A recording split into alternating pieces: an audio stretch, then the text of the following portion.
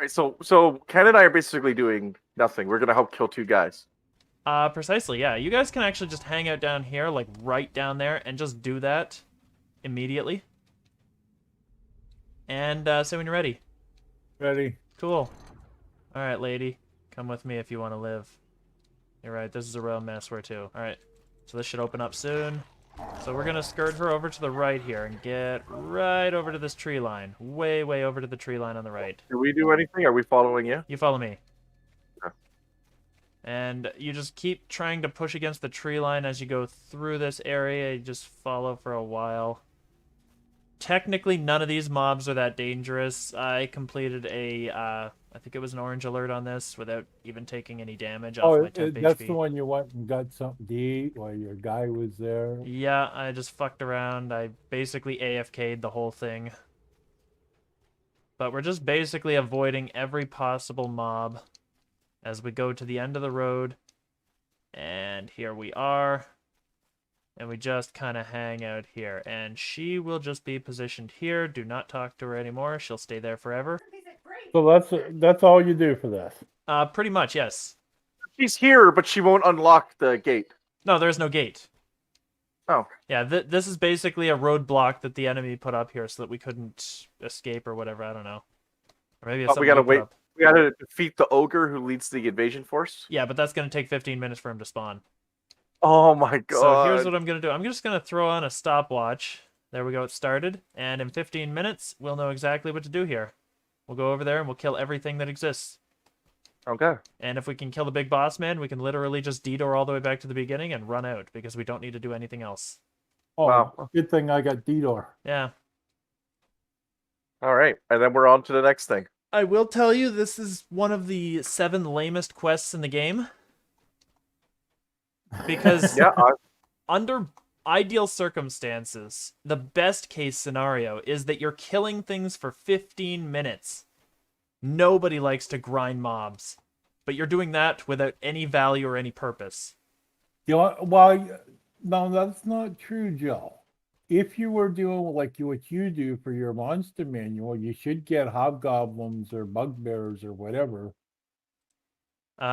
Technically, yes, you would get some of those, but still not good to farm them because they're on timers. And not to mention, there's so many hobgoblins and bugbears. I'm pretty sure you're just filling those pages in the book just by the time you hit level 4. Let's be honest. I would say probably. Yeah. Even on this server, I've probably filled them out quite extensively. Yeah, Hobbs, I'm up past the second Slayer for 500. I've got 706 out of 1,000. And that's just... I've got almost 2,000 for the account. Yeah. And I haven't done anything for them, really. Yes. They're just flying by. Yeah. Bugs. Well, actually, I don't have that many bugs. I've only got 315 across the account. Oh, wow. I've only slain 1,505 hobgoblins. Really? Yeah. I think it's because Whiny and I did a lot more work on not Shantycore. Shantycore 2, but the other one. What is it? Tangaroot. So we've actually done a lot more work for Tangaroot, which means that we've done a lot more kills for Hobbs because there's a lot there. Kobolds, I've got... Oh, wow. Okay. 5,516 kobolds killed. 5,000 kobolds already? Yes. That's silliness. Alright, let's see what I got for kobolds. They should be in there as well. Load up, you. There we go. Oh, only 2806. Kobolds are silly easy to get. You need 12,000 of them, but you can see how freaking easy they are, huh? Yeah, I'm almost halfway there, right? Like... Yeah, and on the hardcore. So you've definitely got them on main. Yes. I'm trying to think what other ones I've got a lot. Bugbear. What do I got for bug? Oh, wow. I have very little bugbears. I have like 376 bugbears. Yeah. No, bugbears are a little more difficult to farm out here. I found the best place to farm out bugbears is actually a little cave in Red Willow's Ruins. You've got almost 3,000. I could have sworn I did all the Tango route too. Yeah, but we've done them like 6 times a piece. Whiny and I burned through a bunch of tunes on this before we realized that we just didn't want to keep replaying the same content. Right. I've only done 2 characters that I actually favor grinded with. Yeah. The other ones I didn't favor grind. I just level grinded to get the gear for the favor grinder. Mm-hmm. Which was not too bad because I wasn't doing the same content over and over again. I would do different content to get to the levels because you have a lot of options, right? Yeah.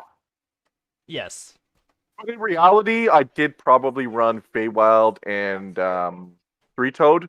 Three-Toed because between that and the Saga, you just get the levels quick. Yes. And Feywild because it's got really good gear that you wanted to hold on to your dudes anyway, and it's got a Saga to gain levels quick. Yes. So it's actually I don't know if it's better each quest, but it's definitely better overall. Like each quest in Three Barrel is actually probably worth just as much as the best quests in Feywild, and better than most. Yes. Yes. But Feywild has some, like Immortality Lessons is a ton of experience for how easy it is. Mm-hmm.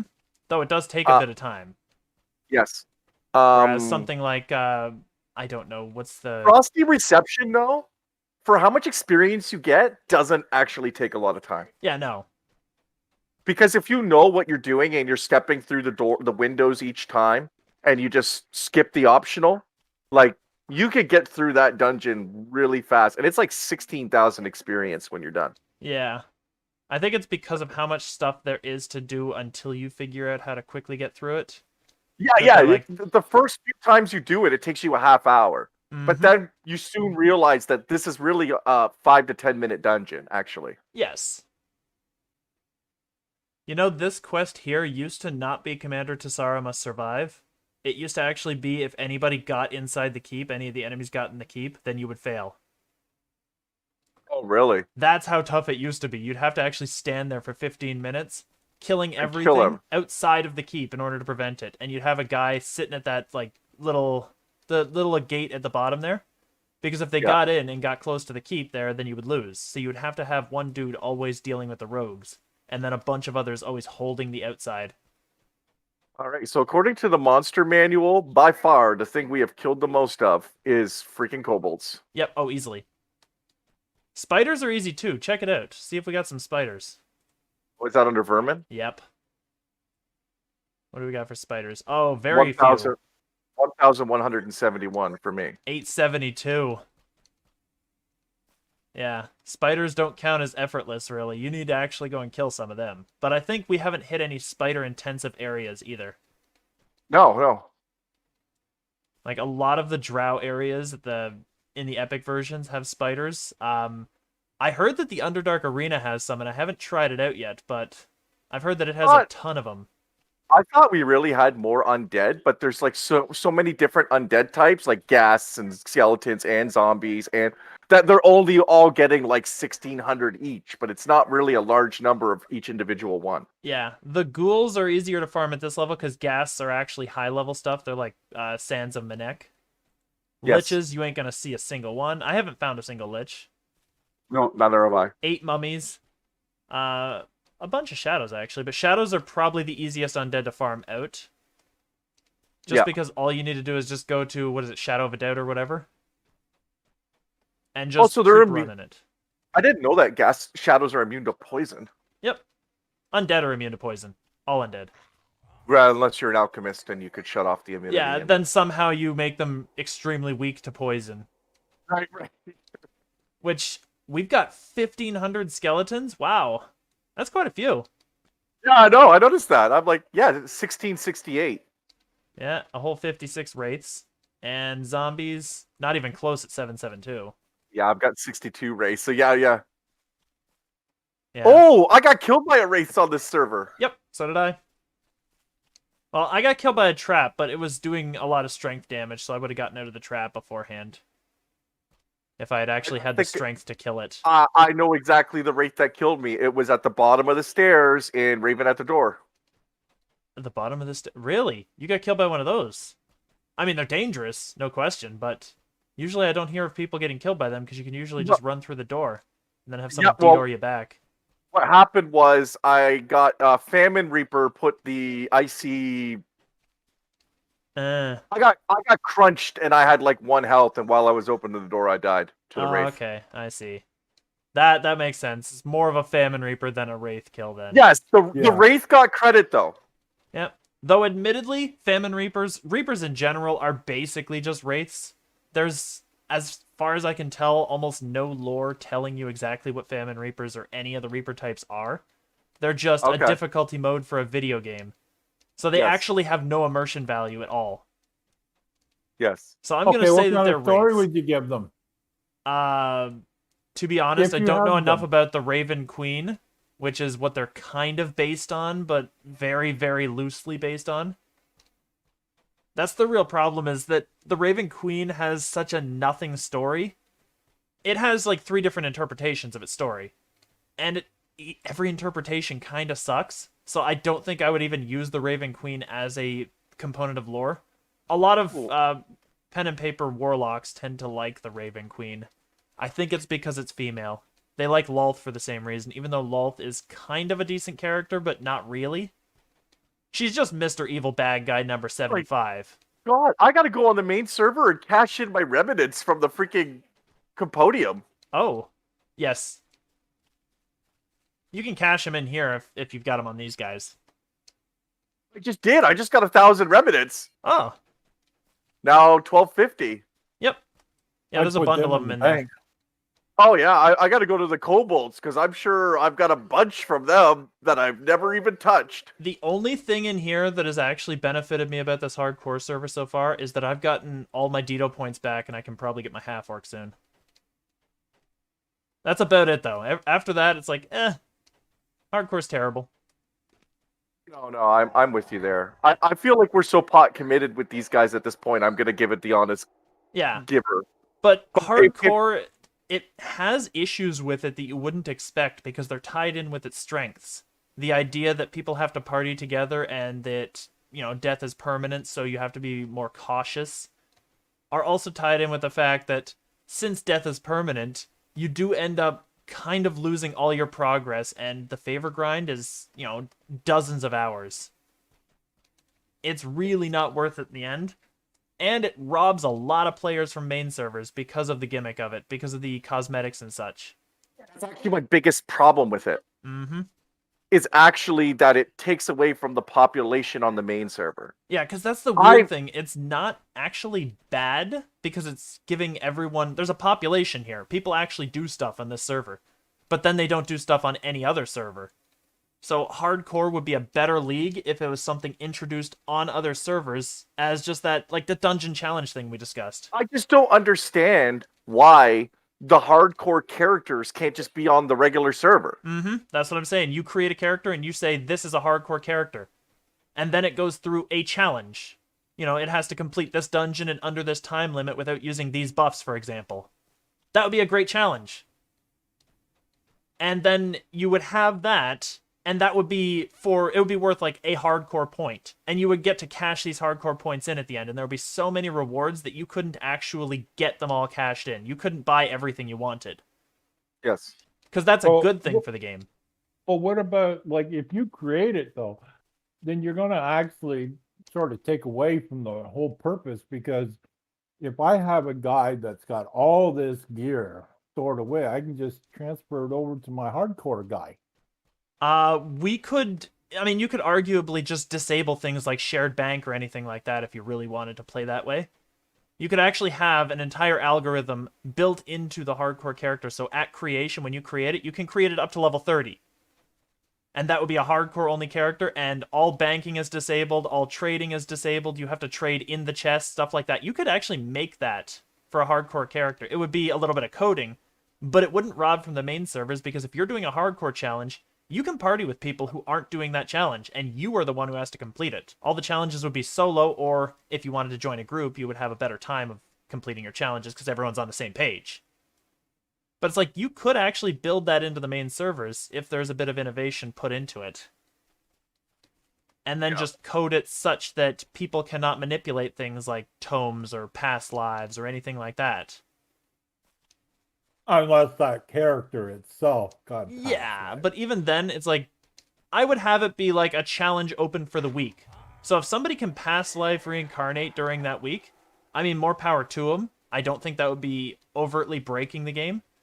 But the character would basically be available for a week, and then if you didn't accomplish the challenge, you could choose to strip it of all its stuff and then destroy it, or just leave it there as a hardcore sort of veteran. And it would be actually given hardcore veteran status, which is it can't do anything, but you can trade stuff off of it that it's gotten. Right. Kind of the same as the hardcore server, except it's not an entire server. It's just that character is hardcore, and he's now flagged as hardcore veteran, so you can't do anything more with him. Yes. And the interpretation wouldn't really be as bad either, because you wouldn't have spent so much time growing this character. It would have just been a one-off for the challenge. And then you can send it to the characters you did grow and actually nurture. Yes. That's what Or I'd say. you could use that character at any time for as long as it's alive. Use it for any hardcore challenge that comes up. Well, that's the problem of getting too much gear too quickly and then being Well, overpowered. I think the main thing that the hardcore server teaches us all, though, is that the game would be so much better if they consolidated some of these servers. That's a big thing a lot of people are talking about. It's a huge topic on the forums, and I don't necessarily know, because, I mean, with all the population density does come a huge issue with lag, and they don't have the servers to handle that. Yes. Like, that's the biggest problem with hardcore, but it's such a huge problem that I actually don't agree that the server should be merged. I think the lag ruins the fun of it. Where you're standing there and you're like, swiping or biting at something. And Right, but I think they can handle two servers consolidating together, because right now the hardcore server is almost 40% of the player base is in that one server. yes, that is technically true. I guess the problem is, instead of minimizing and consolidating, there has to be a way of making the game appealing enough that people want to go to these servers. And I don't think that the way that they're doing it is really capturing that. It's just pumping out content at this point. But it doesn't feel like an attractive game. It's not a very easy game to get involved with, and it's not a very party-centric game despite everything. But Like, I do think if you make the game experience easy for people to actually do an MMO, like you can always add servers later. oh yeah, that is true. It's not like it's irreversible change. No. I guess it's the problem of trying to merge those servers and deal with the lag and not actually fixing the inherent problems. Like the fact that they changed, say, Double Strike to make the lag a little less painful. They could get rid of like 50 of these stats and they would have a lot fewer calculations going on.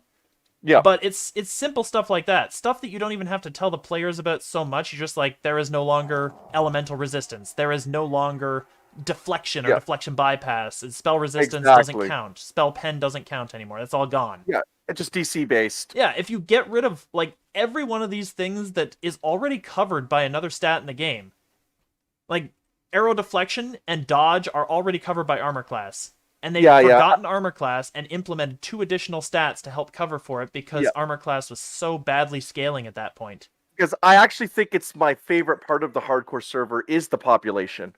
Mm-hmm. And it does tell me that it's like, wow, this game would be a lot better if we can get more people on the same freaking server. Yeah, I mean, as I say, like, I'm fully in favor of that. It's like, the population is a good thing. I want more people to play it. But it's the problem of there's so much lag right now because of all these little derivative calculations that are being made for all these different players. Yes. That before you consolidate the servers, you might want to address that issue first. Yeah, it's not about, getting rid of one stat that's used a lot. It's about getting rid of like 40 stats that are used very infrequently but are always calculated in combat. Like spell resist is always calculated. Dodge is always calculated. You could get rid of these things and frontline them into armor class, and they would just be fine. It would be one stat to calculate. The server would have far less overload. It would just be a lot easier a game to manage, and then people might not get so frustrated and, either leave the game for large periods of time or just play tunes that are so overpowered that it doesn't matter how much lag there is. Yes. And then it would actually be better for the players, the other players, because they're not playing with guys who get 110 of the 115 kills. Yes. I don't know, it's just, there's a lot of problems, and it's all tied up with the game's lag, I think. That's where it really comes down to. And, of course, the enhancement trees and power creep. I mean, we're not going to discount that, but I think it's all kind of tied up with just how clunky the game is to play at the moment, and it's been getting progressively worse. And they've been introducing more and more statistics, which means more and more calculations, more and more wear and tear. Yes. Oh, Well what a done. rant. No, Yes. it slows down everything with And- all the calculations. And it does take away from stuff. It takes away from stuff that isn't inherently all that bad. Like, I don't think that Feywild was a bad expansion at all, overall, other than the storyline was atrocious. The storyline, I don't even know if it was atrocious, because it didn't affect me in any way. It was like meh. And meh, Yeah. I think, is the worst kind of a story, because you can't even like to hate it. It's Like just, Sharn. Yeah, Sharn is a like to hate kind of thing. It ruined the idea of the Warforged. It dismantled the idea of the city of Sharn, as this pinnacle of human and other races' achievements. Yes, and they somehow found a way to cuck Lord of Blades. I don't know how they did it. Oh, they ruined the Lord of Blades. They made him into this, like, hero liberator of the people kind of thing, and he's not. He's a monster, and that's kind of the point. He's been so affected, so destroyed by the idea that he's a soldier, and that's all that he can do. And no matter what he's trying to do to liberate his people, he can't even stop his own shortcomings. So it's almost a tragic hero type of story, and they turned him into just a liberator of the enslaved masses, and it was gross, really. He can't overcome his own conditioning, and he can't overcome the other Warforged conditioning. Yeah. It was a beautiful story of, like, tragedy and the ability to overcome something that is inherent to one's nature. And they turned it into this pretentious social justice thing about, well, he's just a hero for the enslaved masses that we have to protect because they are all oppressed. And it was just disgusting. And he didn't almost become, he became the very thing he hated when he created the Blade Forged. Yep. And that's the whole point, is that he's a tragic hero. He's literally, in doing the things that would make him able to overcome his problems, he succumbs to them. Yes. That's the beauty of it. It's a really Yes. beautiful story, honestly. He's not a liberator. He created the Blade Forge. That's not liberation. Nope. And his whole goal is vengeance. So that Yeah. actually bleeds into the very thing that he was created for, which is a giant pile of, revenge-driven wars that were basically oppressing the entire continent of Corvair. He's a warmonger, and that's actually what he was designed to do. Mm-hmm. He's just as bad as every other Warforged. Yep. Anyway, I think this might be the end of our little talkie sesh, because we've been at 21 minutes, so I think we actually Okay, let's waited do it it. out. All right, so where do we go? So now we go straight forward and kill everything. Let's get them. All right, but yeah, I love the Lord of Blades. And actually, in the old Lord of Blades raid, he doesn't feel like a loser. He doesn't feel like a loser. He feels like somebody that actually, he's like trying to kill everything. He's badass. That was amazing. He doesn't feel like a loser. Doesn't, you know what I mean? He actually feels like a badass in his old raid. Yep, no, it was amazing. Alright, we're just getting... Yeah, where's the ogre? Did we kill him already? Yeah, we accidentally killed him in the pile-up. I didn't even notice him die. He died? Yeah, he died. He's gone. Oh my god. We didn't even notice we killed him because it was so easy to just rip through everything. Alright, well, let's move on to the next one.